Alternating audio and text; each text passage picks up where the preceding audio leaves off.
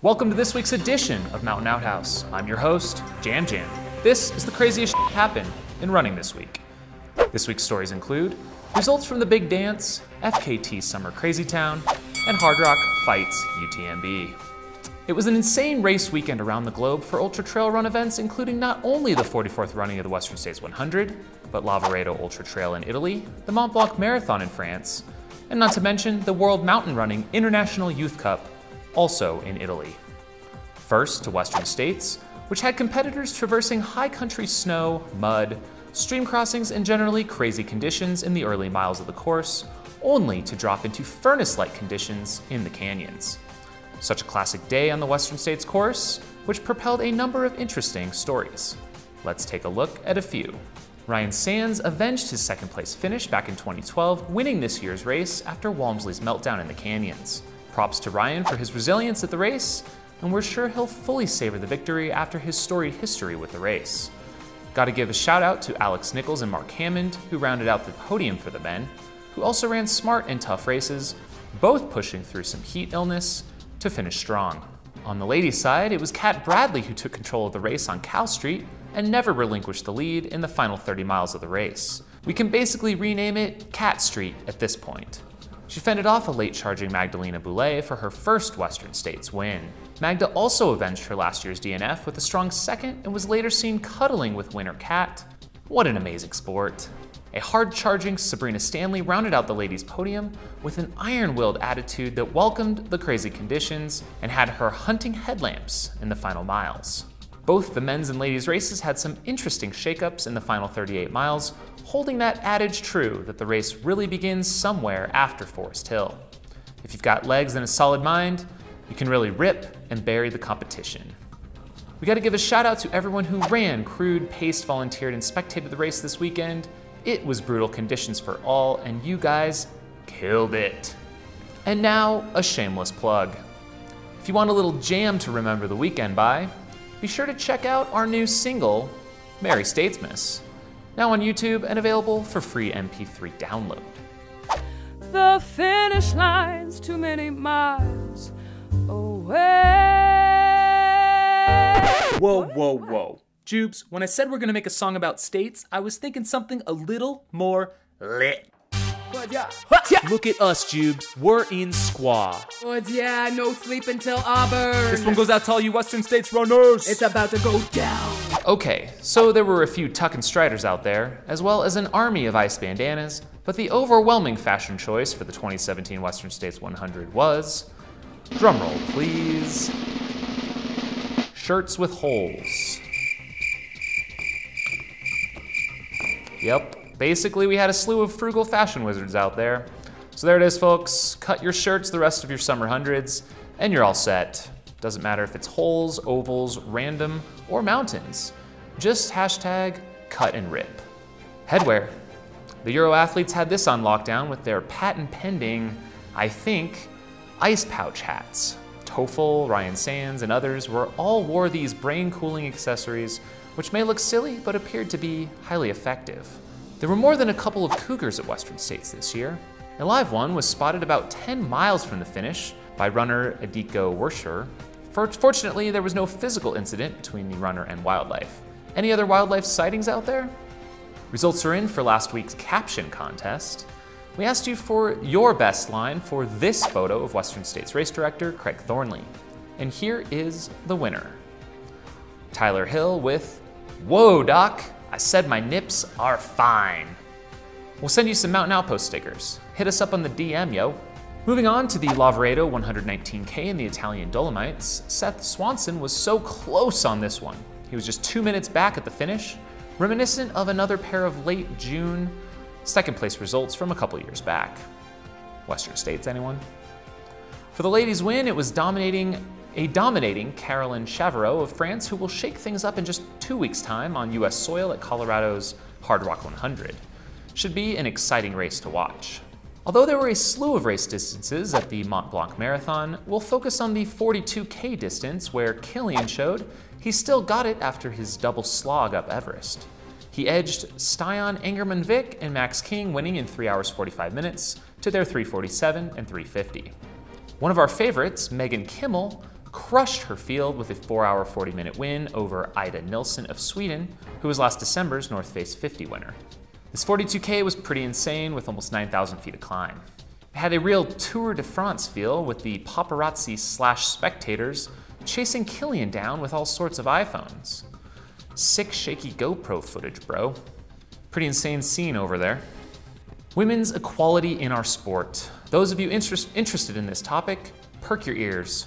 The World Mountain Running International Youth Cup held in Italy hosted 16 and 17-year-old athletes from 16 different countries, including the United States.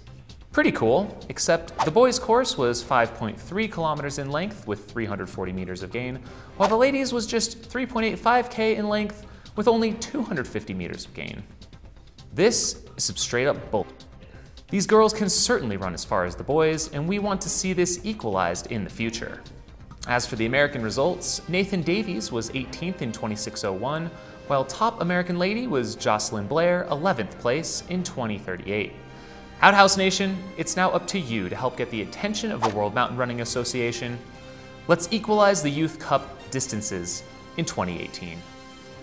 Summer is officially upon us, and that means time to shift some of our focus to some fastest known time efforts. Here are a few to watch soon.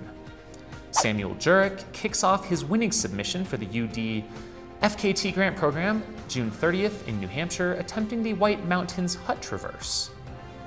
Joe McConaughey, who holds the Pacific Crest Trail supported FKT, announced he will be going after Carl Meltzer's recently set record on the Appalachian Trail this July. In addition, he set the bar a little higher, saying he will attempt it unsupported. At least, I think. No support crew or aid. He clarified by saying he will carry all his own gear and run in and out of towns to resupply on food. Stout. Follow him on Insta at thestring.bean. Finally, we have a pair of runners going for the yet-to-be officially named Holy Nolans, or Nolan's Holy, or Sawatch 15. Basically, Nolan's 14 plus Mount of the Holy Cross, which is the Lone Wolf 14er off on its own in the Sawatch Range, about 50K north of the main group. To our knowledge, this has never been done in one push before. Andrew Hamilton and Michael Pretty are both currently en route, albeit from opposite directions. An article written by guest author and posted to ultrarunning.com, the website for Ultra Running magazine here in the United States, and signed by, get ready for it, Hardrock 100, Run Rabbit Run, Speed Goat 50K, Wasatch Front 100, San Diego 100, Cascade Crest 100, Angeles Crest 100, Grindstone 100, and Bighorn Trail Runs, cites a pledge by these race organizers to not pay to have their races evaluated by the International Trail Running Association. Race evaluations and points awarded by ITRA are utilized by various races, including the Ultra Trail de Mont Blanc, when determining whether or not athletes are qualified to run.